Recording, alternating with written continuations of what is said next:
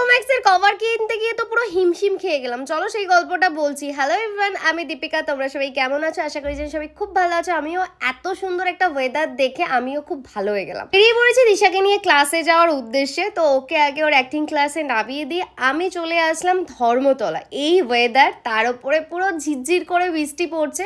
কিছু জিনিসপত্র কেনাকাটির ছিল, আর বিশেষ করে আমার সানগ্লাসগুলো সব কটা ভেঙে গেছে, তো সানগ্লাস নিতেই আসা হয়েছিল। তারপরে আমার ফোনের কভার খুঁজতে চলে এসেছি। বিশ্বাস করো, সেদিনকে পুরো মার্কেট খুঁজেছি, কিন্তু একটাও কভার ঠিকঠাক চোখে লাগছিল ফোন কভার। আর আমার একটা অ্যাডিকশন আমার রয়েছে, আমি যে কত ফোনের কভার কিনি তোমাদের কি বলবো। 16 प्लस 16 প্লাস का नहीं है, 16 प्रो मैक्स का। কত? ভাবো 1100 টাকা দিয়ে নাকি ফোনের কভার কিনতে হবে।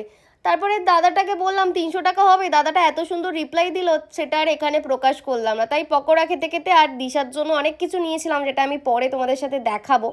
তো চলে এলাম দিশার ক্লাসে। ওর ছুটি হয়ে গেছিলো, ওকে আমি বলেছি তোর জন্য কিচ্ছু নিইনি। চলো এই বলেই এখন ক্লাসে যাওয়ার উদ্দেশ্যে বেরিয়ে পড়েছি। ওকে আগে খাওয়ালাম ধোসা, ওকে দিয়ে দিলাম ওর ডান্স ক্লাসে। তারপরে আমি চলে এলাম এখানে বসতে। আর এখানে বসে আর আমি সেদিন হেডফোনও আনতে ভুলে গিয়েছিলাম, তাই কিছু না কিছু করে তো টাইমটাকে কাটাতে হবে। আর এখানে বসে টাইম কাটানোর একটাই অপশান, নয় পিসিকে ফোন করো, নয় মাকে ফোন করো। কখন যে তোমার টাইমটা কেটে যাবে তুমি বুঝতে পারবে না। তারপরে তারা মায়ের দর্শন করে চলে আসলাম দোকানে।